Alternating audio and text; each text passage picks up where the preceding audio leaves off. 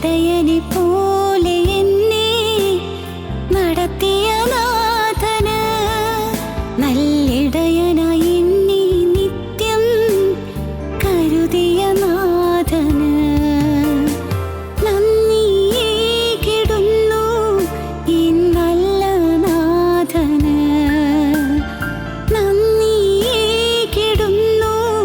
തൻ നിത്യദയയ്ക്കായി.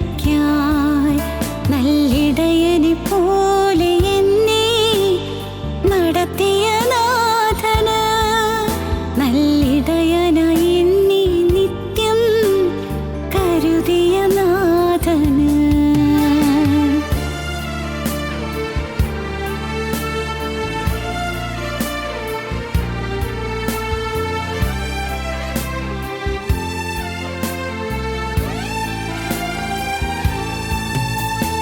പലർക്കും മുന്നിൽ ചോദ്യമായി ഞാൻ നിന്നൊരു നേരത്ത്, ഒരുത്തരമായി എന്നെ തേടി വന്നൊരു നാഥന്. പലർക്കും മുന്നിൽ ചോദ്യമായി ഞാൻ നിന്നൊരു നേരത്ത്, ഒരുത്തരമായി എന്നെ തേടി വന്നൊരു നാഥന്. താളടിയാകാതെ എന്നെ ഉയർത്തിയ നാഥന്, നിന്ദിതയാകാതെ എന്നെ പുലർത്തിയ നാഥന്. താളടിയാകാതെ എന്നെ ഉയർത്തിയ നാഥന്, നിന്ദിതയാകാതെ എന്നെ പുലർത്തിയ നാഥന് നന്ദിയേകിടുന്നു ഈ നല്ല നാഥന്, നന്ദിയേകിടുന്നു തൻ നിത്യദയയ്ക്കായി.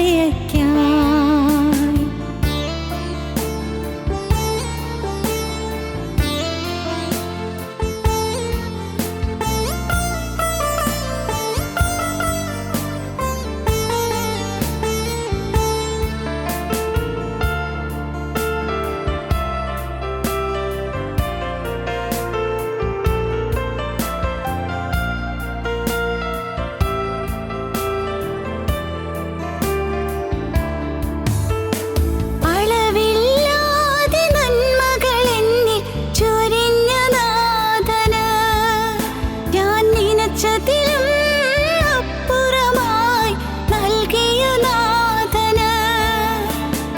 അളവില്ലാതെ നന്മകൾ എന്നിൽ ചൊരിഞ്ഞ നാഥന്, ഞാൻ നനച്ചതിലും അപ്പുറമായി നൽകിയ നാഥന്.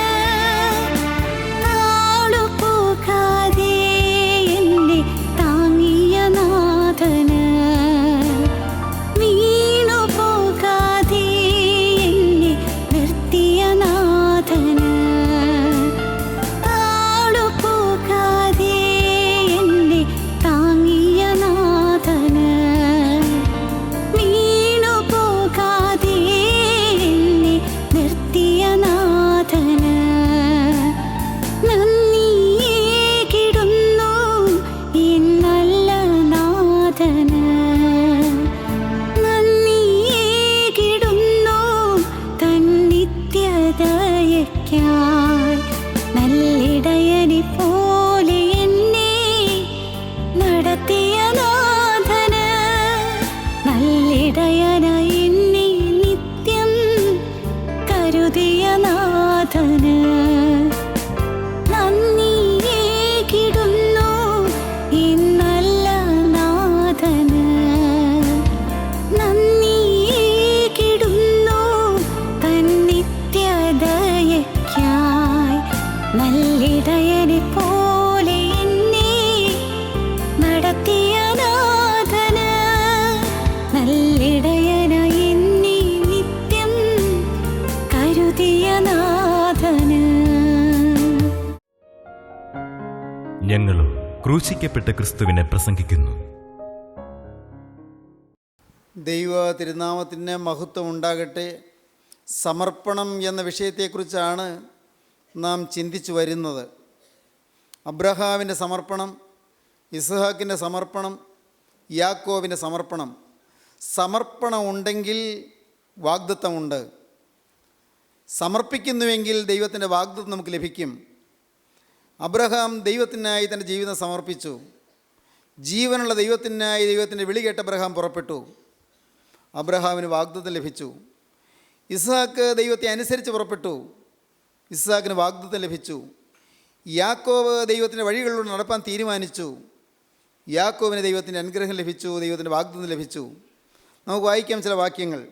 ലോത്ത് അബ്രാമിനെ വിട്ടുപിരിഞ്ഞ ശേഷം യഹോവ അബ്രാമിനോട് അരുളി ചെയ്തത്, തലപൊക്കി നീ ഇരിക്കുന്ന സ്ഥലത്ത് നിന്ന് വടക്കോട്ടും തെക്കോട്ടും കിഴക്കോട്ടും പടിഞ്ഞാറോട്ടും നോക്കുക. നീ കാണുന്ന ഭൂമിയൊക്കെയും ഞാൻ നിനക്കും നിന്റെ സന്തതിക്കും ശാശ്വതമായി തരും. നീ കാണുന്ന ഭൂമിയൊക്കെയും ഞാൻ നിനക്ക് നിന്റെ സന്തതിക്കും ശാശ്വത അവകാശമായി തരും എന്ന് ദൈവം അബ്രഹാമിനോട് വാഗ്ദത്തം ചെയ്തു. നീ കാണുന്ന ഭൂമിയൊക്കെയും ഞാൻ നിനക്ക് നിന്റെ സന്തതിക്കും ശാശ്വതമായി തരും. അടുത്ത വാക്യം. ഞാൻ നിന്റെ സന്തതിയെ ഭൂമിയിലെ പൊടി പോലെയാക്കും. ഞാൻ നിന്റെ സന്തതിയെ ഭൂമിയിലെ പൊടി പോലെയാക്കും. ഭൂമിയിലെ പൊടിയെ എണ്ണുവാൻ കഴിയുമെങ്കിൽ നിന്റെ സന്തതിയെയും എണ്ണാം. ഭൂമിയിലെ പൊടി എണ്ണുവാൻ കഴിയുമെങ്കിൽ നിന്റെ സന്തതിയെയും എണ്ണാം. അസംഖ്യമായി സന്തതി പരമ്പരകൾ നിനക്ക് ലഭിക്കുമെന്നാണ് അബ്രഹാമിന് കൊടുത്തതായ വാഗ്ദത്തം. ഇസ്ഹാക്കിന് കൊടുത്ത വാഗ്ദത്തം ഉൽപ്പത്തി പുസ്തകം 26-ാം അധ്യായത്തിന്റെ 2-ാം വാക്യം മുതൽ വായിക്കുമ്പോൾ കാണാം. യഹോവ അവന് പ്രത്യക്ഷനായി അരുളി ചെയ്തതെന്തെന്നാൽ, ഇസ്ഹാക്കിന് പ്രത്യക്ഷനായി ഇസ്ഹാക്കിനോട് അരുളി ചെയ്തത് എന്തെന്നാൽ, നീ മിസ്രൈമിലേക്ക് പോകരുത്. നീ മിസ്രൈമിലേക്ക് പോകരുത്. ഞാൻ നിന്നോട് കൽപ്പിക്കുന്ന ദേശത്ത് പാർക്ക, ഈ ദേശത്ത് താമസിക്ക. ഞാൻ നിന്നോടുകൂടെ ഇരുന്ന് നിന്നെ അനുഗ്രഹിക്കും. ഞാൻ നിന്നോടുകൂടെ ഇരുന്ന് നിന്നെ അനുഗ്രഹിക്കും. നിനക്കും നിന്റെ സന്തതിക്കും ഈ ദേശമൊക്കെയും തരും. നിനക്കും നിന്റെ സന്തതിക്കും ഈ ദേശമൊക്കെയും തരും. നിന്റെ പിതാവായ അബ്രഹാമിനോട് ഞാൻ ചെയ്ത സത്യം നിവർത്തിക്കും. നിന്റെ പിതാവായ അബ്രഹാമിനോട് ഞാൻ ചെയ്ത സത്യം നിന്നോട് ഞാൻ നിവർത്തിക്കും. ഇസ്ഹാക്കിന് ദൈവം വാഗ്ദത്തം കൊടുത്തു. യാക്കോബിന് ദൈവം വാഗ്ദത്തം കൊടുക്കുന്നു. 28-ാം അധ്യായത്തിന്റെ 12-ാം വാക്യം മുതൽ വായിക്കാം. അവനൊരു സ്വപ്നം കണ്ടു. ഇതാ ഭൂമിയിൽ വെച്ചിരിക്കുന്ന ഒരു കോവണി, അതിൻ്റെ തല സ്വർഗത്തോളം എത്തിയിരുന്നു. ദൈവത്തിൻ്റെ ദൂതന്മാർ അതിന്മേൽ കൂടി കയറുകയും ഇറങ്ങുകയുമായിരുന്നു. അതിന്മീതെ യഹോവ നിന്ന് അരുളി ചെയ്തത്, ഞാൻ നിന്റെ പിതാവായ അബ്രഹാമിന്റെ ദൈവവും ഇസ്ഹാക്കിന്റെ ദൈവവുമായ യഹോവയാകുന്നു. നീ കിടക്കുന്ന ഭൂമിയെ ഞാൻ നിനക്കും നിന്റെ സന്തതിക്കും തരും. കിടക്കുന്ന ഭൂമിയെ ഞാൻ നിനക്കും നിന്റെ സന്തതിക്കും തരും. നിന്റെ സന്തതി ഭൂമിയിലെ പൊടി പോലെയാകും. നിന്റെ സന്തതി ഭൂമിയിലെ പൊടി പോലെയാകും. നീ പടിഞ്ഞാറോട്ടും കിഴക്കോട്ടും വടക്കോട്ടും തെക്കോട്ടും പരക്കും. പടിഞ്ഞാറോട്ടും കിഴക്കോട്ടും വടക്കോട്ടും തെക്കോട്ടും പരക്കും. നീ മുഖാന്തരവും നിന്റെ സന്തതി മുഖാന്തരവും ഭൂമിയിലെ സകല വംശങ്ങളും അനുഗ്രഹിക്കപ്പെടും. നീ മുഖാന്തരവും നിന്റെ സന്തതി മുഖാന്തരവും ഭൂമിയിലെ സകല വംശങ്ങളും അനുഗ്രഹിക്കപ്പെടും. ജീവനുള്ള ദൈവം യാക്കോബിനും അനുഗ്രഹങ്ങളും വാഗ്ദത്തങ്ങളും നൽകുകയാണ്. പ്രിയപ്പെട്ടവരെ, സത്യമായൊരു സമർപ്പണത്തിലേക്ക് ദൈവം തന്നെയാണ് നമ്മെ നടത്തുന്നത്. ദൈവത്തിൻ്റെ പരിശുദ്ധാത്മാവാണ് നമ്മെ സമർപ്പണത്തിലേക്ക് നടത്തുന്നത്. മനുഷ്യൻ്റെ യത്നമില്ല അതിൻ്റെ പിന്നിൽ, മനുഷ്യൻ്റെ പരിശ്രമമില്ല അതിൻ്റെ പിന്നിൽ, മനുഷ്യൻ്റെ യാതൊരുവിധമായ ഉദ്യമങ്ങളും അതിൻ്റെ പിന്നിലില്ല. ദൈവത്തിന് നമ്മോട് സ്നേഹം തോന്നി ദൈവം നമ്മെ വിളിക്കുകയാണ്. ദൈവത്തിന് നമ്മോട് കരുണ തോന്നി ദൈവം നമ്മെ ഒരു സമർപ്പണത്തിലേക്ക് നടത്തുകയാണ്. ഇവിടെ ഇരിക്കുന്ന നിങ്ങൾ അനേകം പേര് ഈ സമർപ്പണം എടുത്തിട്ടുണ്ട് എന്ന് ഞാൻ വിശ്വസിക്കട്ടെ. നിങ്ങളുടെ അനേകം പേരുടെ ജീവിതത്തിൽ ഒരിക്കലെങ്കിലും ദൈവത്തോട് നിങ്ങൾ വാക്ക് പറഞ്ഞിട്ടുണ്ട്, കർത്താവേ, ഒരു ജീവിത വിശുദ്ധി പാലിച്ചൊരു വിശുദ്ധനായി കർത്താവേ, എനിക്ക് ഈ ലോകത്ത് മരണത്തോളം ജീവിക്കണം. ഞാനത് തിരുമുൻപാകെ ഞാൻ തീരുമാനിക്കുന്നു, എന്നെ തന്നെ തിരുമുൻപാകെ ഞാൻ സമർപ്പിക്കുന്നു. അങ്ങനെ സമർപ്പണം എടുത്ത അനേകം പേര് ഇവിടെ ഇരിക്കുന്നുണ്ട്. സഹോദരങ്ങളെ, ഈ വാക്കുകളെ കേൾക്കുന്ന അനേകം പേര് ജീവിതത്തിൽ വ്യക്തമായൊരു സമർപ്പണം എടുത്തവരാണ്. എന്നെ ഞാൻ കർത്താവേ നിനക്ക് തരുന്നു, എൻ്റെ ഭാവി നിനക്ക് തരുന്നു, എൻ്റെ ആയുസ് നിനക്ക് തരുന്നു, എൻ്റെ വരുമാനം നിനക്ക് ഞാൻ തരുന്നു, എൻ്റെ ഈ ശരീരം നിനക്ക് തരുന്നു, എൻ്റെ കർത്താവേ എൻ്റെ വിദ്യാഭ്യാസം ഞാൻ നിനക്ക് തരുന്നു, എൻ്റെ ജോലി ഞാൻ നിനക്ക് തരുന്നു, എൻ്റെ കുടുംബം ഞാൻ നിനക്ക് തരുന്നു. കർത്താവേ, ഞാൻ എനിക്കുള്ളതെല്ലാം നിനക്ക് തരുന്നു, ഞാനും എനിക്കുള്ളതെല്ലാം നിൻ്റേത്. നിങ്ങൾ പലരും സമർപ്പണം എടുത്തവരാണ്. പ്രിയപ്പെട്ടവരെ, പടകും വലയും വിട്ട് ഞാൻ അനുഗമിക്കുമെന്ന് വാക്ക് പറഞ്ഞ ചിലരെങ്കിലും ഇവിടെ ഇരിപ്പുണ്ട്. വേദപുസ്തക വാക്യം അനുസരിച്ച് പത്രോസിഹ പടകും വലയും വിട്ട് അനുഗമിച്ചുവെന്ന് തിരുവചനത്തിൽ നാം കാണുന്നു. പടകും വലയും വിട്ട് ഞാൻ നിന്നെ അനുഗമിക്കുന്നുവെന്ന് വാക്ക് പറഞ്ഞ അനേകം പേരുണ്ട്. സഹോദരങ്ങളെ, നിങ്ങളോട് ചോദിക്കട്ടെ, ഈ ഒരു വാക്ക് പറഞ്ഞത് നിങ്ങളുടെ സ്വന്തം ശ്രമം കൊണ്ടായിരുന്നുവോ?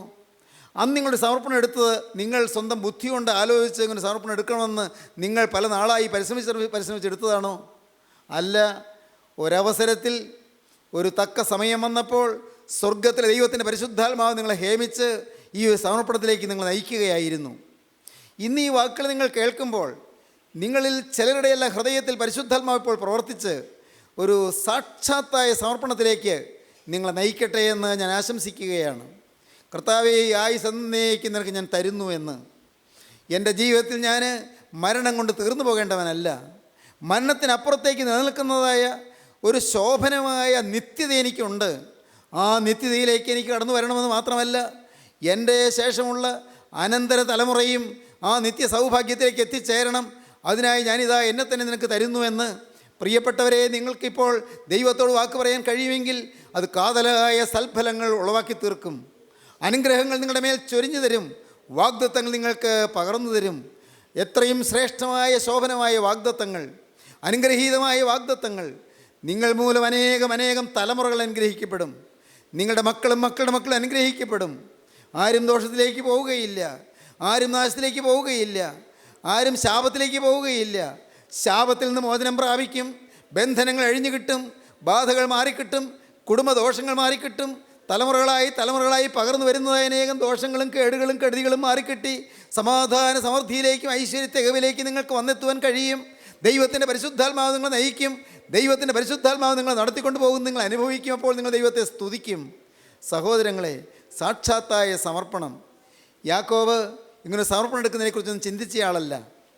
യാക്കോബ് വലഞ്ഞു ഓടുകയായിരുന്നു, വളരെ ക്ഷീണിതനായും പരിഭ്രാന്തനായും ഓടുകയായിരുന്നു, മരണഭീതിയോടെ ഓടുകയായിരുന്നു. യാക്കോബ് ബേഥേലിൽ നിന്ന് ഹാരാനിലേക്ക് ഓടുന്നതായ ഓട്ടമായിരുന്നു.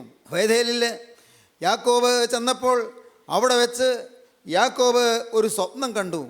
ക്ഷീണിതനായി ഒരു പാറമേൽ, ഒരു കല്ലിന്മേൽ അവൻ തല വെച്ച് ഉറങ്ങിപ്പോയി, ക്ഷീണിതനായി കിടക്കുകയാണ്.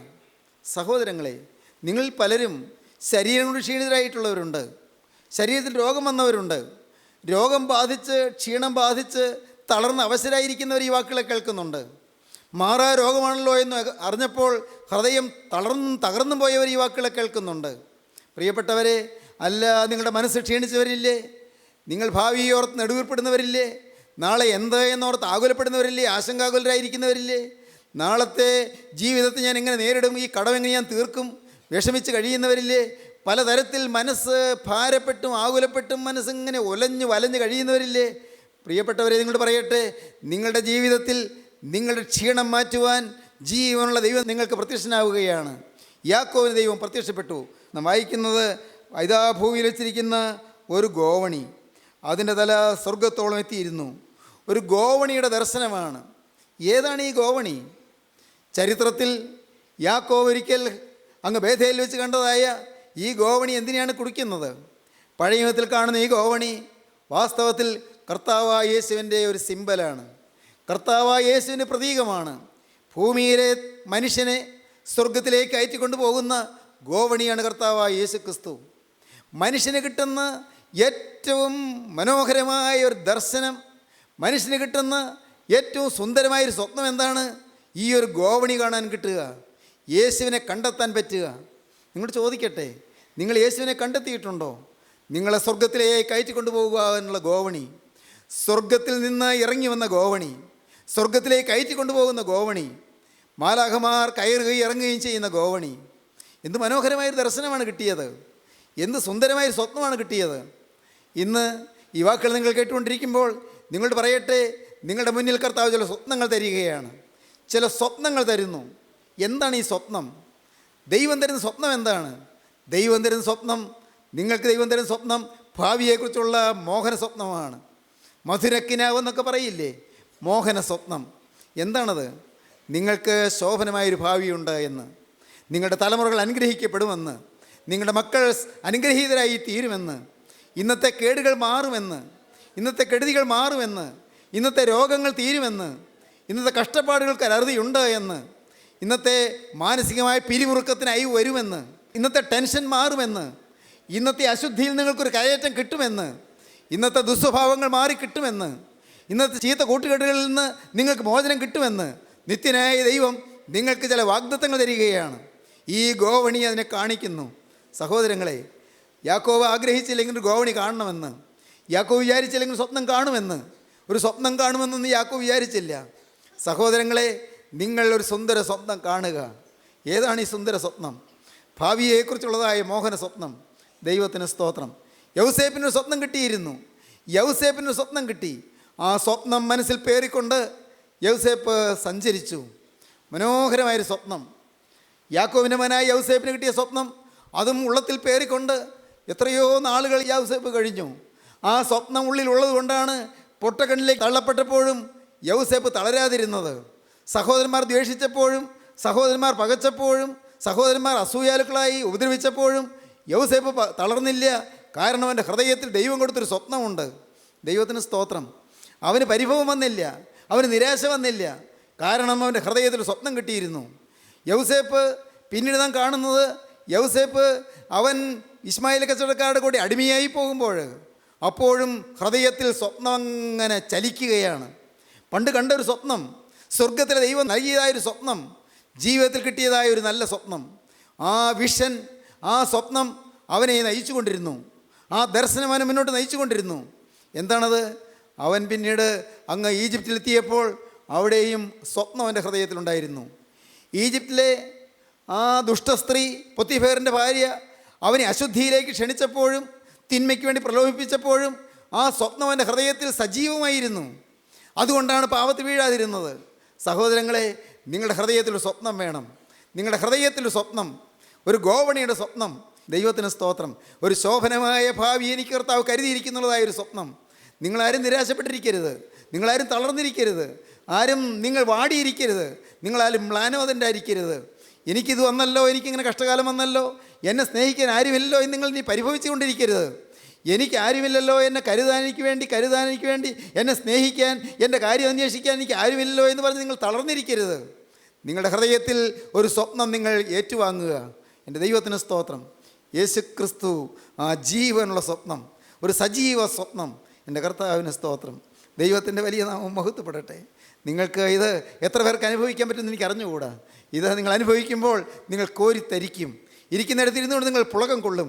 നിങ്ങൾ കർത്താവിനോട് പറയും, കർത്താവേ, എൻ്റെ ജീവിതത്തിൽ ഇന്നേക്കാൾ ഭേദപ്പെട്ടൊരു നാളെയിലേക്ക് എന്നെ നയിക്കാൻ നാഥാ, നീ ദിവ്യ സ്വപ്നങ്ങളുമായി എൻ്റെ അരികിലേക്ക് വന്നിരിക്കുകയാണ്. ദിവ്യ സ്വപ്നം എൻ്റെ ഹൃദയത്തിൽ പകരാൻ നീ വന്നിരിക്കുകയാണ്. ഞാൻ തളർന്നിരിക്കാൻ നീ ആഗ്രഹിക്കുന്നില്ല. ഞാൻ നിരാശപ്പെട്ടു പോകാൻ നീ ആഗ്രഹിക്കുന്നില്ല. ഞാൻ പാപത്തിൽ അടിമയായി ജീവിക്കാൻ നീ ആഗ്രഹിക്കുന്നില്ല. ഞാൻ സംശയാലുവായി ചോദ്യം ചെയ്യുന്നതിനായി തീരാൻ നീ ആഗ്രഹിക്കുന്നില്ല.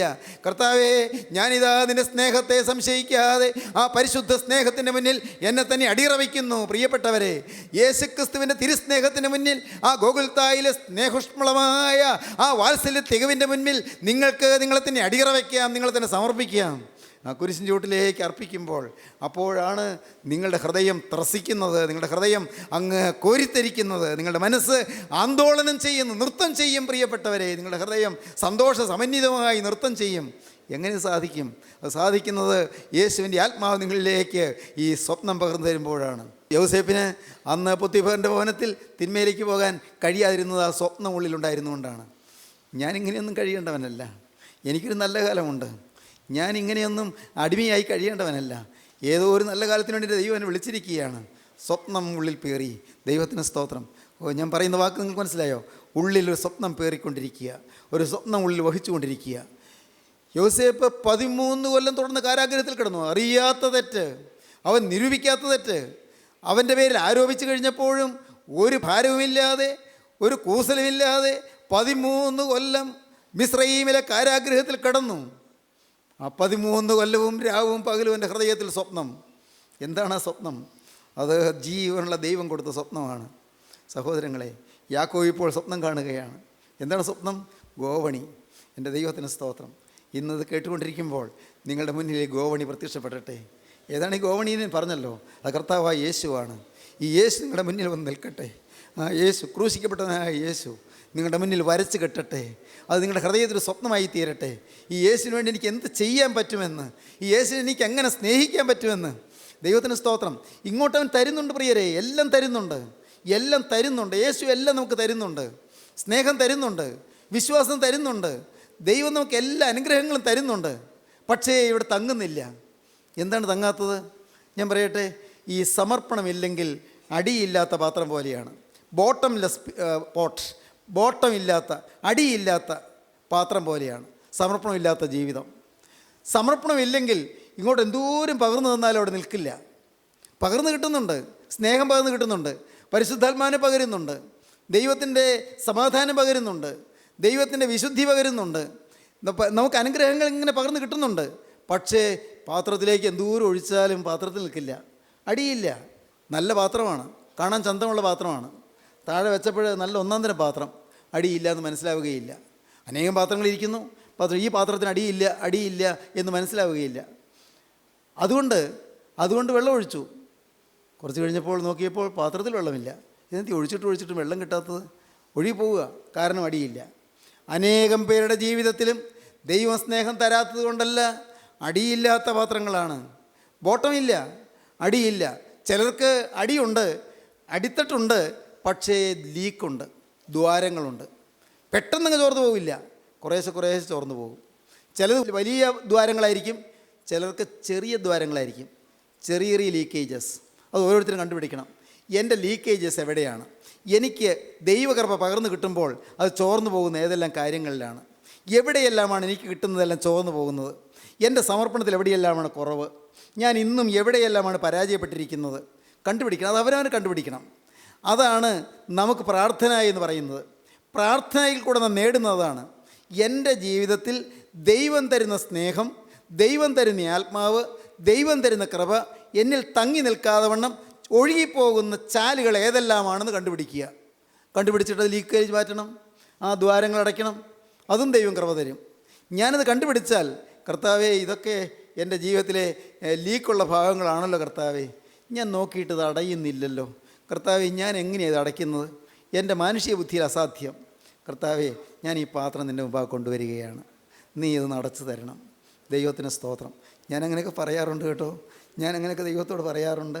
ഞാൻ ഒറ്റയ്ക്ക് ഇരുന്ന് പ്രാർത്ഥിക്കുമ്പോഴെല്ലാം ഇങ്ങനെ എൻ്റെ സ്വാർത്ഥത, എൻ്റെ ദ്രവ്യാഗ്രഹം, എൻ്റെ സ്വയം, എൻ്റെ സ്ഥാനമോഹം, എൻ്റെ പ്രശംസ, എൻ്റെ ഹൃദയത്തിലുള്ള ചില മുൻവിധികൾ, ഇതെല്ലാം കൊണ്ടുവന്ന് ഞാൻ പറയും, കർത്താവേ നീ ഇത് അടച്ചു തരണമേ.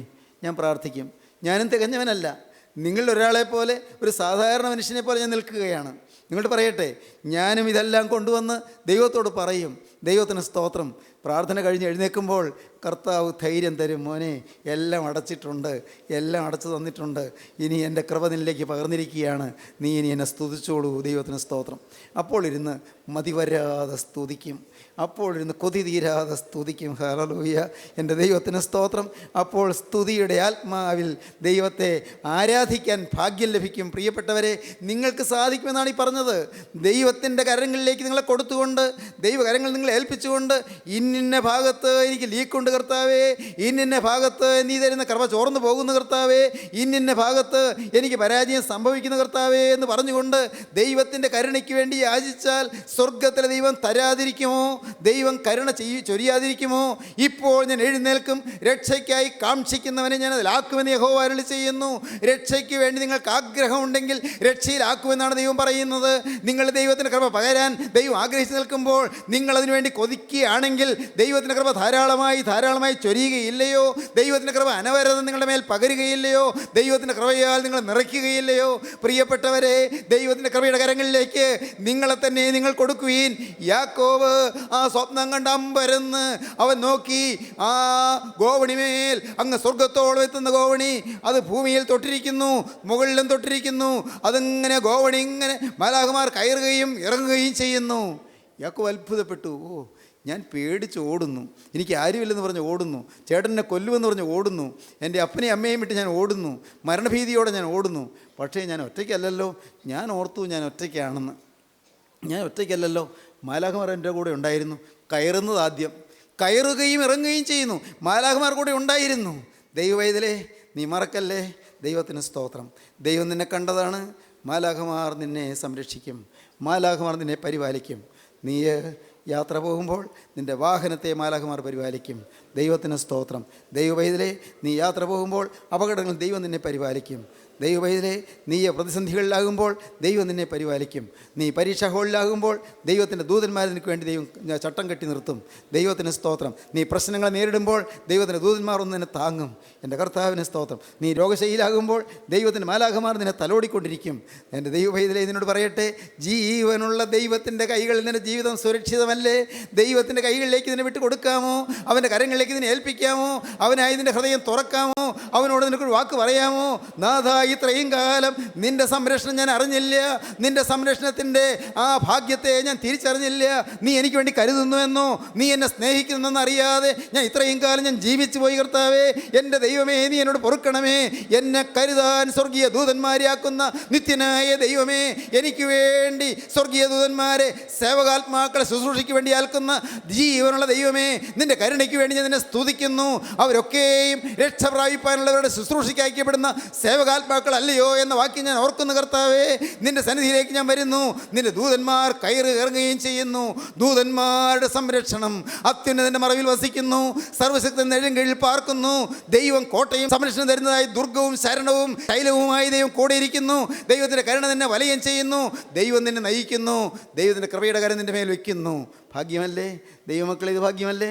ഈ മഹാഭാഗ്യത്തിലേക്ക് നിങ്ങൾ ക്ഷണിക്കുകയാണ്. ആർക്ക് വേണം? ആർക്ക് വേണം ഈ യേശുവിനെ? യേശു ഇതാ ആരോരുമില്ലാത്തവനെ പോലെ കുരിശിന്മേൽ കിടക്കുന്നതായി നാം കാണുന്നു. അവനെ നിങ്ങൾ ഏറ്റുവാങ്ങുമോ? ഇപ്പോൾ യേശുവിനെ നിങ്ങൾ ഏറ്റുവാങ്ങുമോ?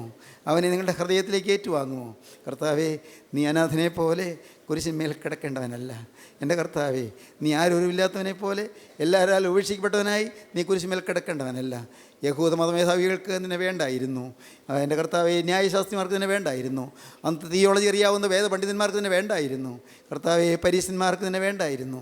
എൻ്റെ കർത്താവേ, അവരെല്ലാവരും തൂക്കായി നട്ടുവസിച്ചു. ആർക്കും വേണ്ടാത്തവനായി കിടക്കുന്ന യേശുവേ, എനിക്ക് നിന്നെ വേണം. കർത്താവേ, ഈ പാവപ്പെട്ട മനുഷ്യന് നിന്നെ വേണം. ഞാൻ നിന്നെ നേറ്റു വാങ്ങിക്കൊള്ളട്ടെ. കുരിശിൽ നിന്ന് യേശുവിനെ നിറക്കുക. യേശുവിനെ നിങ്ങൾ കുരിശിൽ നിറക്കിയിട്ട് നിങ്ങളുടെ മാറിലേക്ക് അണയ്ക്കുക. യേശുവിനെ അരിമത്തിക്കാരൻ യോസേഫ് മാറോട് അടക്കി പിടിച്ചുകൊണ്ട് മന്ദം നടന്നു. ദൈവത്തിന് സ്തോത്രം. കല്ലറിൽ കൊണ്ടുപോയി അടക്കം ചെയ്തു. ഈ കല്ലറിൽ അടക്കം ചെയ്താൽ അവനോടെ അടങ്ങിക്കിടക്കുകയില്ല, അവൻ ഉയർത്തെഴുന്നേൽക്കും. ഹൃദയത്തിൻ്റെ കല്ലറയിൽ ഇന്നത് കേട്ടുകൊണ്ടിരിക്കുമ്പോൾ യേശുവിനെ നിങ്ങൾ അടക്കം ചെയ്യുമോ? യേശുവിനെ നിങ്ങൾ സ്വീകരിക്കുമോ? യേശുവോടെ മരിച്ചു കിടക്കുകയല്ല, യേശു ഉയർത്തെഴുന്നേറ്റ് ജീവിക്കും. ജയശാലിയായും ജീവിക്കും. നിങ്ങൾക്ക് ജയം തരുന്നതിനായും ജീവിക്കും. അവൻ നിങ്ങളെ ജയിപ്പിക്കും. അവൻ നിങ്ങളെ നയിക്കും. അവൻ നിങ്ങളെ നടത്തും. അവൻ നിങ്ങളെ അത്ഭുതകരമായി വഴി നടത്തുകയും നിങ്ങളുടെ ജീവിതം ശോഭനമാക്കുകയും ചെയ്യും. നിങ്ങളുടെ ഭാവി അനുഗ്രഹീതമായി തീരും. സന്തോഷത്തിൻ്റെ സമൃദ്ധിയിലേക്കും ആനന്ദത്തിൻ്റെ ഉല്ലാസത്തിലേക്കും സമാധാനത്തിൻ്റെ തികവിലേക്കും അവൻ നിങ്ങളെ നയിക്കും. നിങ്ങളുടെ ജീവിതം ഐശ്വര്യമായി തീരും. മരണശേഷം നിത്യജീവൻ നിങ്ങൾക്ക് കരഗതമാവുകയും ചെയ്യും. നമുക്ക് പ്രാർത്ഥിക്കാം, നമുക്ക് സമർപ്പിക്കാം. ജീവനുള്ള ദൈവമേ, സാക്ഷാത്തായ സമർപ്പണത്തിലേക്ക് അവിടെ നിങ്ങളെ നയിക്കുന്നതിനായി സ്തോത്രം. ക്രിസ്തുവിൻ്റെ പാദപീഠത്തിലേക്ക് ജീവിതം അർപ്പിക്കുവാൻ ഞങ്ങൾക്ക് തന്ന സ്വർഗീയ ആലോചനകൾക്കായി സ്തോത്രം. എല്ലാവരെയും അനുഗ്രഹിക്കണമേ കർത്താവേ. ദൂതന്മാരുടെ സംരക്ഷണം നൽകുന്ന സ്വർഗീയ കൃപ അനുഭവിക്കാനുള്ള ഭാഗ്യം നിൻ്റെ മക്കൾക്ക് എല്ലാവർക്കും നൽകണമേ കർത്താവേ. വചനം കേട്ട എല്ലാവരെയും അവിടുത്തെ കൃപയിൽ പൊതിയണമേ കർത്താവേ. അവിടുത്തെ രണ്ടാമത്തെ വരവിന് വേണ്ടി ഒരുക്കണമേ കർത്താവേ. കുടുംബത്തിലെ ക്ലേശങ്ങൾ മാറ്റിക്കൊടുക്കണമേ. കുടുംബസമാധാനം നൽകണമേ. ആകുലങ്ങൾ മാറ്റണമേ. രോഗങ്ങൾ സൗഖ്യമാക്കണമേ. സമാധാന ജീവിതം നൽകണമേ. എല്ലാവരെയും ശാപങ്ങളിൽ നിന്നും ബാധകളിൽ നിന്നും ബന്ധനങ്ങളിൽ നിന്നും വിടുവിച്ച് സമാധാന സമൃദ്ധിയിലേക്ക് നയിക്കണമേ. സ്വർഗീയ സൗഭാഗ്യത്തിനായി ഒരുക്കണമേ. മഹത്വം എൻ്റെ നാഥനായ പുണ്യേശുനാഥൻ മാത്രം എടുക്കണമേ. യേശുക്രിസ്തുവിൻ്റെ ജയകരമായ നാമത്തിൽ തന്നെ. ആമീൻ. ഹല്ലേലൂയ.